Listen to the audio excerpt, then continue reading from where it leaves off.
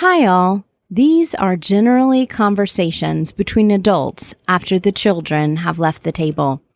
The language can be spicy and the subjects can get saucy. So if you're ready, this is the Southern Fork. Unscripted kitchen chats and also studio chats with some of the most interesting voices in the culinary South. I'm Stephanie Burt, a food and beverage writer based in Charleston, South Carolina, who travels with her fork to write for a variety of publications, from magazines you might have on your coffee table to the website you love to visit for your favorite recipes. And I'm inviting you to come behind the scenes with me to get to know the people who make this Southern culinary landscape so special. I'm always hungry for the next bite, thirsty for that next sip, and ready for the next conversation. Let's dig in.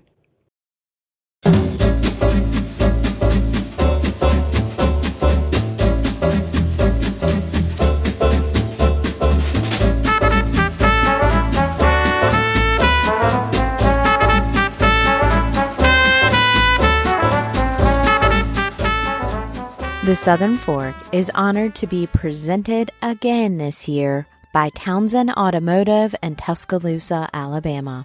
For more than 48 years, the Townsend family of dealerships has been a locally owned company built on service and connection with its customers. And their experienced team can walk you through the car buying process side by side, from test drive to service oil changes and beyond. Townsend goes through a rigorous vetting process to make sure that every pre-owned vehicle adheres to quality standards.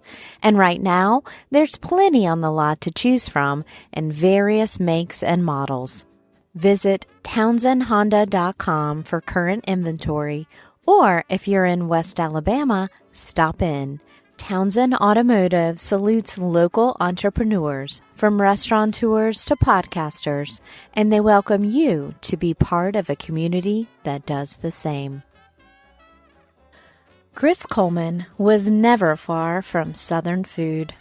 He spent summers on his grandparents' farm in Mississippi and was 14 when he started his first industry job at a local fish camp in a suburb of Charlotte, North Carolina, working his way up through the ranks from busser to kitchen expediter. While a culinary student at Central Piedmont Community College, Chris took a job as a line cook at the McNinch House, one of Charlotte's most storied fine dining restaurants. He was quickly promoted to head chef at the age of 21, and he's continued to build on that success in the Charlotte region, now as the chef and a partner at the Goodyear House in Charlotte's NoDa neighborhood, and at the recently opened Old Town Kitchen and Cocktails in nearby Rock Hill, South Carolina. He brings technique and creativity to a local food sensibility, has supported area farmers and food producers throughout his career, and his cooking, it's familiar yet always with a twist, like the deviled egg toast topped with smoked North Carolina roe I mentioned in this episode. I'm always interested in what he's going to cook next. Welcome to the Southern Fork, Chris Coleman. Thanks. Yeah, why are you giggling? I don't know. I've been listening for a while, so it's kind of fun to be on. Well, it's kind of fun to have you on, so I'm excited about that. I've been eating your food since you were 14. I think that's a literal meaning, not a euphemism. That's funny. But that's the truth, right? Yeah. No, I've been doing this a while. Yeah. Yep. So we should start there. Sure. It does take a while to be on the Southern Fork. Yeah. But not usually that long. Yeah. So we met, I guess, maybe 5 years ago now. Yeah. And what was the name of that restaurant that you were cooking? Yeah, inside the Marriott uptown. Yeah, it was one of those things I had to do for the PR people, and it ended up being very fortuitous. Yeah. You and I met, and we were talking, and Charlotte natives, or Mecklenburg County natives, I should say. Your first job was? In Huntersville at the Captain's Galley, which is a fish camp. It's not there anymore, sadly. I was a busboy But then you got promoted. I did. To the Hush Puppies. To the Hush Puppy guy. That was the first time I ever had your food. Yeah. I was a busboy and loved it, but they moved me to expedite in the kitchen on Fridays and Saturday nights. That's a very big jump from busboy to expo. Right. Well, I mean, there was a stop in the takeout room before, but where I'm answering phones and asking people if they want baked potatoes, fries, or onion rings with their catfish. But and they said yes. Exactly, all three, please. But yeah, they would put me in charge of that expo window Fridays and Saturdays. There was the occasional time where I hopped onto the little hopper for the Hush Puppies. Now, the Hush Puppies at Captain's Galley, y'all, weren't on Weight Watchers. Not at all. I think each one was 2,000 calories. Each one piece. One piece was your daily allowance of calories. Yes. No nutritional value at all. So no vitamins, no nutrients. But they were donut shaped. Yeah. And they came with honey butter. Yeah, honey butter. But my go-to was always tartar sauce and hot sauce mixed together. Oh, that's a good move. Delicious. Making changes. Mayonnaise, pickles, and hot sauce. So I ate there before I was a food writer. I was a food fan, and I grew up in this area, and fish camps are really part of this area and something that you can read about more in places like Garden and Gone or Southern Foodways Alliance and things like that. But Chris and I both come from that tradition, and it's been a long journey from there. Right. I guess where I'm interested in going next is I know the energy of a restaurant really caught you because there's really nothing that can really catch you at that time. The satisfaction of being done at the end of the night and starting over the next day, that kind of thing.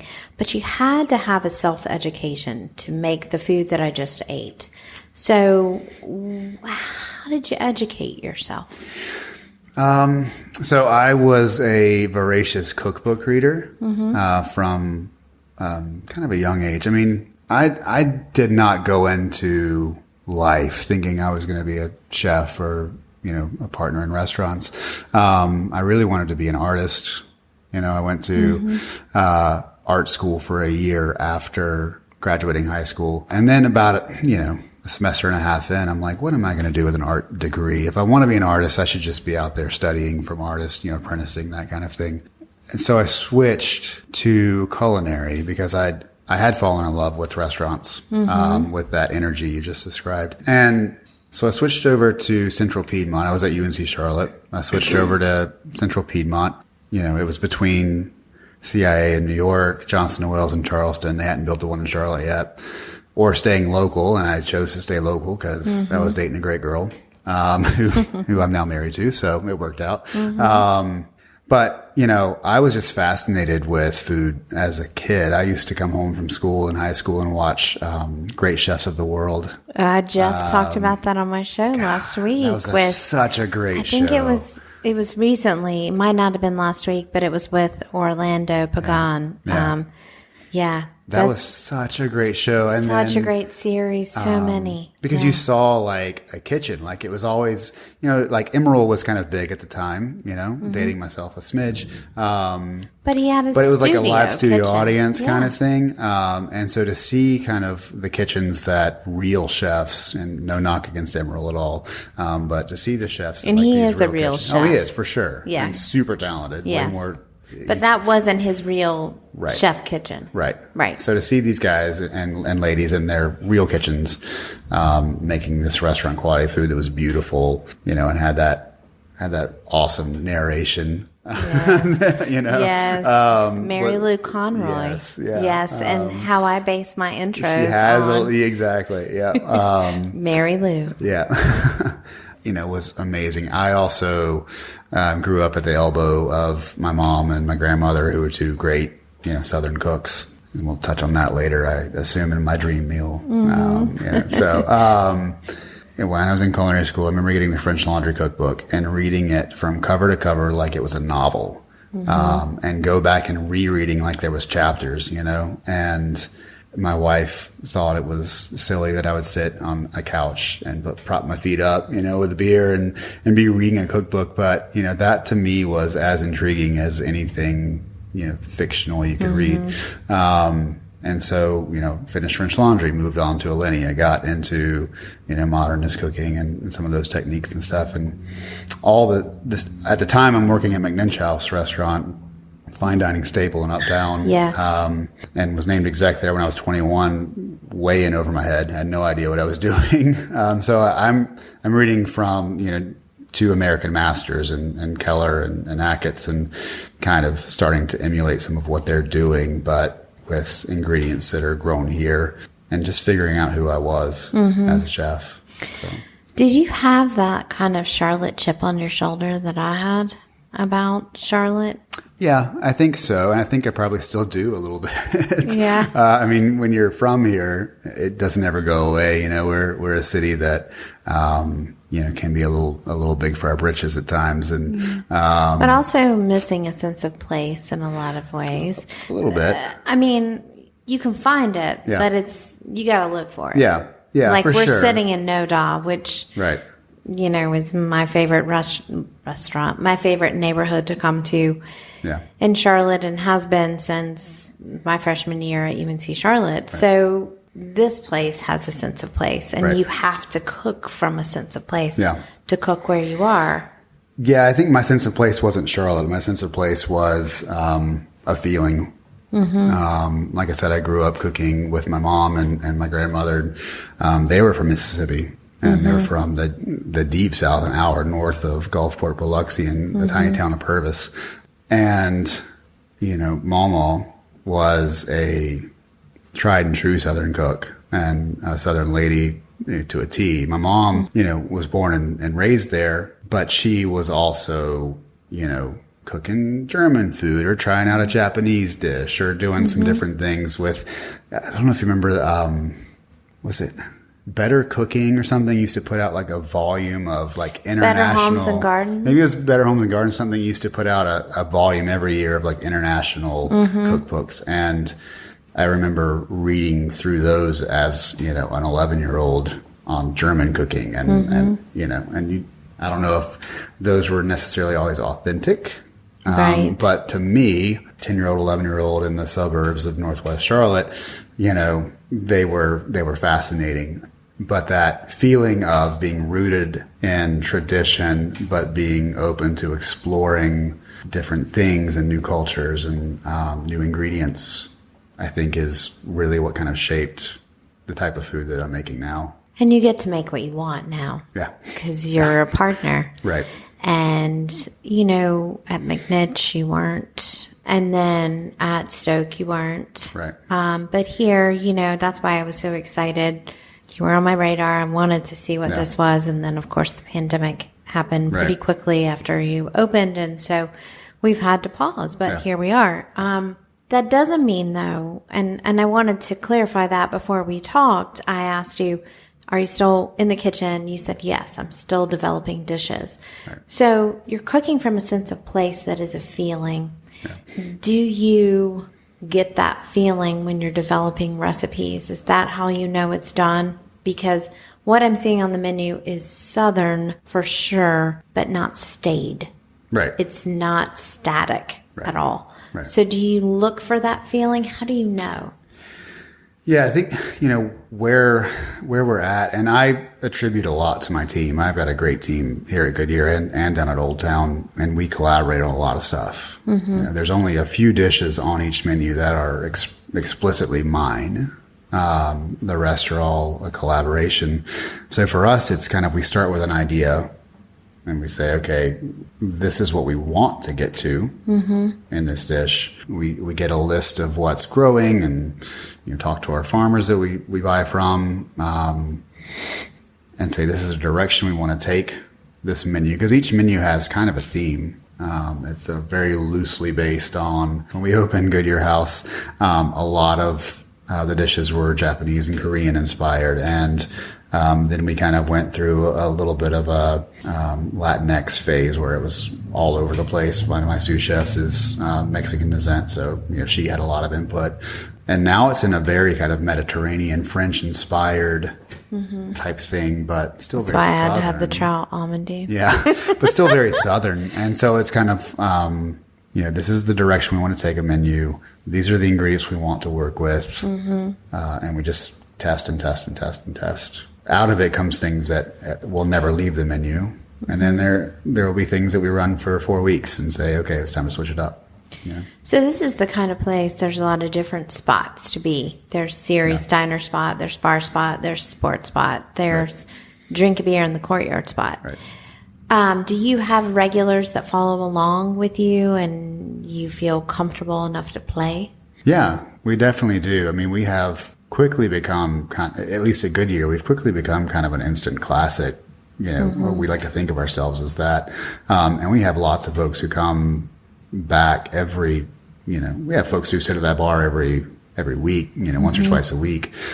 And then we have folks who come, once a month or so. But we also feel like even the non-regulars give us a bit of room to kind of play. They know they're coming into what could be considered a chef-driven restaurant, and they're going to allow the chefs to kind of guide their night, So we just have fun with it, And when I have chatted with you over the years, we have a relaxed way. You seem relaxed. I get to interview culinary professionals a lot, not just on the show, but just in my job. Right.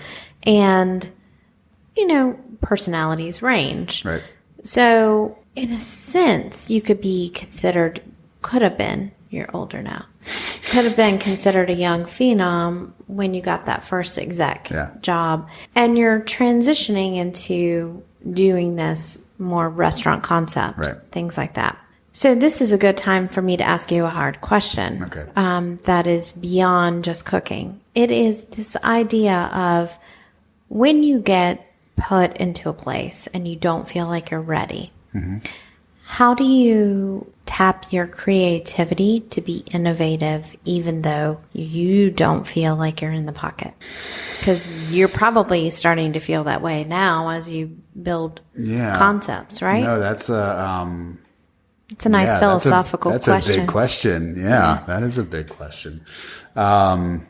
As we look to what we want to do next as a restaurant group, my partners obviously have lots of ideas of what's going to make money or what's going to be kind of lasting or what's going to, what's a good takeout kind of, menu type thing. For me, I don't think that I'll ever do anything that I'm not comfortable doing in terms of being innovative and being creative when you don't necessarily feel like comfortable. Yeah, because you have to trust yourself to push, right? Yeah. So for me, it's about quality and quality first. And then where I'm at in my career, it's about simple cooking and simple foods. And it could be straight up old school Southern like Old Town is, or it could be something that kind of changes its identity every few weeks like Goodyear House does. It could be something that leans very heavy on one direction or another, but at the end, it's like we talk all the time at Goodyear and Old Town about it being simple food with complex flavors. Like that's kind of our guiding mantra. And so I think that whatever we do, it'll come back to that and letting ingredients shine.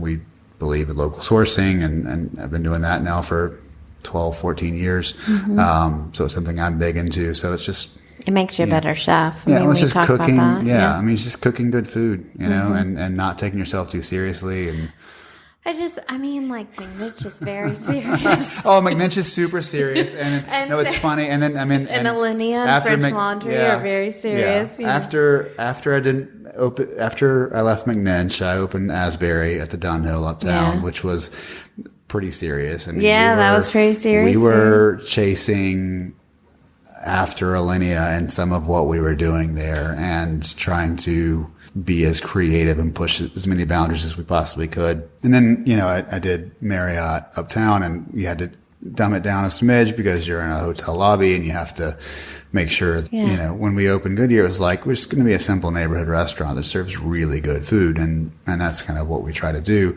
And that's the kind of food I want to eat. all the time. Like, I don't need a plate to have, so much technique and so many ingredients that you can't even like tell that it's been cooked. I just want like, deviled eggs on toast. North Carolina caviar. I want like some smoked, poussin over butter beans. Like, I just want like good food. And I want that too. Yeah. So that's just the food that we cook the food we want to eat every day. Is there an ingredient every year that you and your staff know that you're going to freak out about? Tomatoes. Tomatoes. Tomatoes are my absolute favorite ingredient on earth. Do you have a favorite variety of tomatoes? They vary. Flavor. I like the green zebras. I like the kind of acidity that they have. I like the Mr. Stripey. That's a really cool variety. Mr. Stripey is good. It's a very cool variety. My favorite is the Cherokee Purple. Everyone loves the Cherokee Purple. How can you not love the Cherokee Purple? I do too. It's like, it's so deep and like a little sweet. It's great for sandwiches. It's not always great for all the other preps that you would like to do. We buy our tomatoes from a guy named John Burton. He has Burton Farms up in the Hickory area in Vail, North Carolina. You can't ski there. But he grows the most beautiful heirloom tomatoes ever. And they're just always so good and consistent and delicious. And cases and cases and cases every single week. So tomatoes, we freak out over tomatoes. Yeah. Tyler, one of my sous chefs, and I joked one time about doing half of the menu based on just tomatoes. But we were like, this might turn people away. But honestly, I grew up in this area too, and my mom had a garden, and my mom and dad had a garden, but my mom was obsessed with tomatoes, and we had rows of tomatoes, and I kind of hated tomatoes, growing up. It was fine, but my mom canned them, and I liked things she made from them, but I didn't really care about tomatoes. And now, like, I want a candle with that tomato vine smell. I know they have one, and I'm like, I'll spend $20 on that. Like, and it's so interesting. And once you try to grow your own, you're like, oh, y'all can grow that. Yeah, y'all can grow it. Yeah. I reached in one time, and last time I grew tomatoes, reached in and touched a hornworm, like instead of a tomato. Yeah.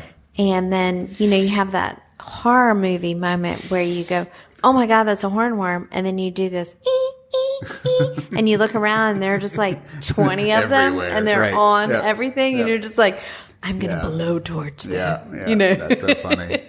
They ate everything in like 24 hours. Yeah. And it's gone. And I thought, that's why we have the farmer's market. Yeah, that's why we have farmers that do this. I'm definitely not a gardener by any means. Thank you, CSA. Exactly. Yeah, for sure.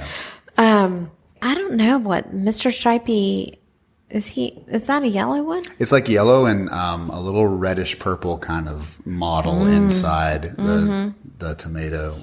It's got a little more acidity. Yeah. Kind of like a little more like a paste. Yeah, a little bit. A little less juice, a little more fruit. Yeah. I'm going to have to look for that this year. Yeah.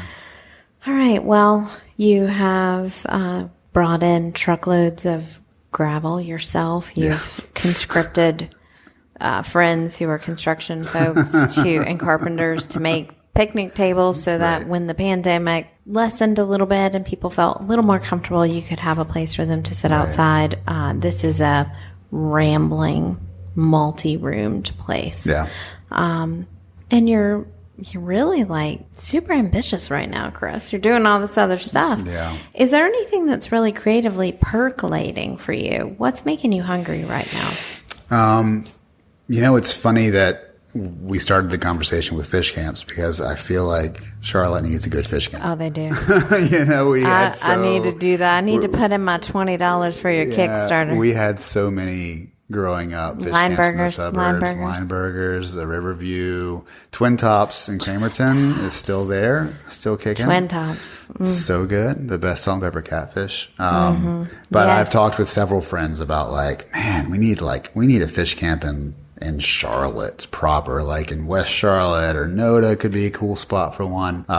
So that's what I've been kicking around a lot lately. Can we have a candy store? Of course, you have to. It's not a fish camp if you don't have a candy wall. Yeah, I need a wall of candy, and I need some weird bubblegum shapes. Yeah. Yeah, for sure. But yeah, so no, seafood is definitely the thing that's making me hungry right now. And it's a fish camp variety, but it's also just simply prepared, delicious grilled seafood and vegetables is what I'm obsessing over right now. Yeah. You have a good food system in order to get North Carolina seafood now in Charlotte, which you didn't have 20 years ago. We didn't. Your seafood was pretty limited to salmon and cod and stuff that was caught in the Pacific and shipped here frozen. But we got some good stuff happening now. Yeah, we do. Yeah. For sure. What's one aspect of this job that you didn't know that you wanted to do until you started doing it that really meshes like a puzzle piece with an aspect of your personality? Yeah. I think at heart I'm a people person, and I think that I am always striving to like connect with people and connect people to each other. So I think that my role now is more of a restaurant operator than a chef, where I'm kind of in between these two kitchens all the time. It's taken on more of an HR role. And I like that because I like connecting with people and kind of figuring out the puzzle pieces of staffing and stuff. So it's, I enjoy that part a lot. I get a lot more satisfaction probably out of working with a crew than actually putting up a plate of food these days. So finding the next great chefs and giving them their start and pushing them out the door to go, better it's hard to push them out the door, so, though, because you hurt yourself. Yeah, you do. But I mean, you never want to hold people back from an opportunity to better themselves. And I tell every single person I hire, from dishwashers on up, that my goal is that they leave me a better person than they were. Hopefully some of them are with me 10 years from now, but I know most won't be, and that's fine. What's one thing that's keeping you up at night? Quick fire. And I know you said we could do an entire episode on this, and you know what? We could talk for an hour. Everyone says that. Yeah. Yeah. I mean, right now it's the state of the hospitality industry is the thing that keeps me up at night. I think that the pandemic exposed a lot of horrors of this industry, and they needed to be exposed. I could say staffing is the number one thing, because it's, especially in Charlotte, hard to find cooks to staff a kitchen. But it's not, I don't want to come across as one of the like nobody wants to work anymore kind of people. No, people know their self-worth, and like the restaurant industry is broken and needs to you can't ask me to work 60 hours for $8.25. Right. It's just not doable. I'm still not going to have enough to pay rent. Right. Yeah. So people have finally figured out kind of what their worth is, and the good restaurants are ahead of the curve and are paying for it and able to kind of retain the staff. And, but especially for us, as we look to grow, if we do a concept number 3 and a concept number 4 and a concept number 5, eventually will there be people there to staff it? And that's probably the biggest concern I have right now. So I don't know. I mean, I've been really plugging into the education system a lot lately, like volunteering at different high schools and their culinary programs and stuff. But being honest with the kids, like, hey, this is a hard profession to be in your whole life, and the money isn't great. It can be. If you do it right, but it's not great for everybody. You have to run around a lot of pitfalls, though. Well, since you've been feeding me basically all of your adult life, and I had to go to Weight Watchers after those as puppies, which is why I mentioned it. You think I'm kidding? I'm not. I have a magic picnic basket, and instead of talking about death row meals, I want to talk about some things that bring you life. So in this virtual idea, I would love to fill a picnic basket with things that I can go back in time to get anybody to make one more taste of.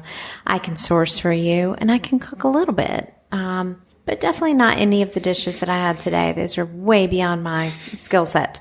But I would love to bring you some of your favorite things, also a beverage or two if you'd like.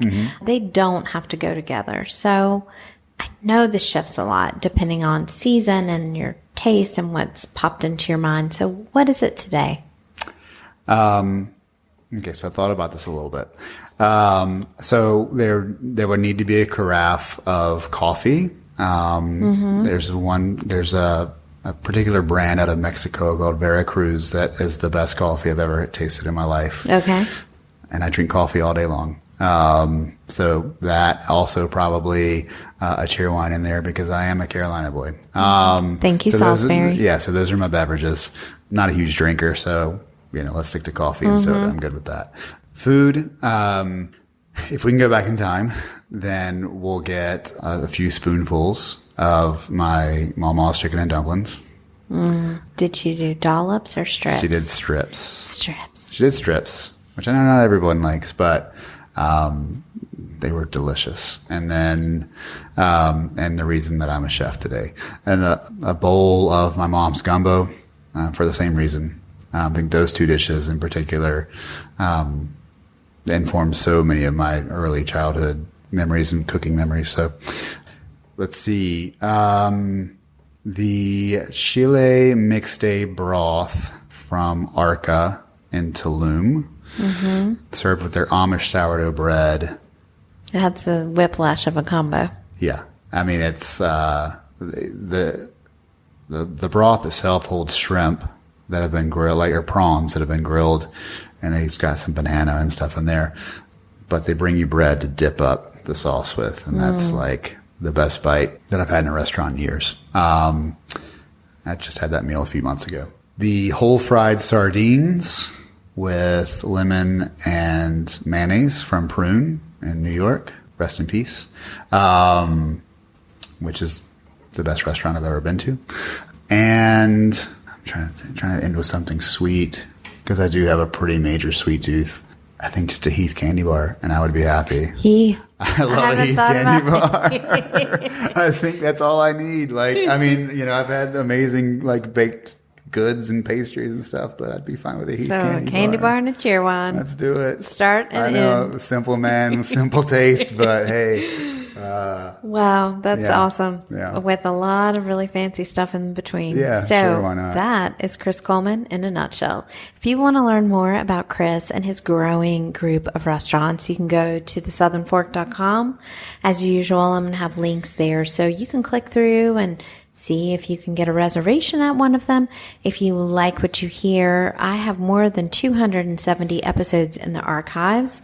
I am a Charlotte native. I don't come to eat at Charlotte, come to eat professionally in Charlotte as often as I should, but people like Chris are forcing me to change that MO. So thank you so much for feeding me today and for being patient as we have multiple conversations throughout the years.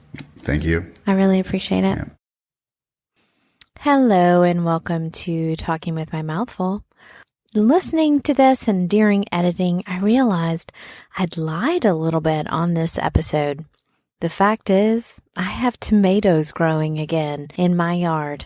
Yeah, it's really not my fault, actually. I love composting, and actually, if you've listened to the show, you've heard me go on about how satisfying compost can be. I do a cold composting method, which means that not all the seeds are killed in the compost method, which means I don't throw things like weeds in there, because basically anything you throw in there, if those seeds germinate again, they can come up again. And that's exactly what happened with my tomato plants. I have 3, maybe 4, one is limping along, tomato plants that have sprouted out of some finished compost, and they're getting decent amount of sun, not quite 6 hours, so I don't know how well they're going to do, but it's not like I really planted them. I just didn't pull them up. So who knows what they're going to be, what variety, if any variety that I can determine. There are indeterminate tomatoes, but I know that I liked them because I already ate them and composted those tomatoes and then am seeing them again. So I have no idea if they will make fruit or set fruit, but I am doing my best because really a warm from the sun tomato fresh out of the garden is a wonderful, beautiful thing. I'm also growing some volunteer cucumbers and probably a pumpkin or two, although I'm not really good at identifying those. They all kind of look like squash to me. So anyway, composting, added bonus, fun, saving stuff out of the landfill, and now replenishing my garden without any work. So thanks so much for listening, and I promise if I get a tomato, you're definitely going to hear about it.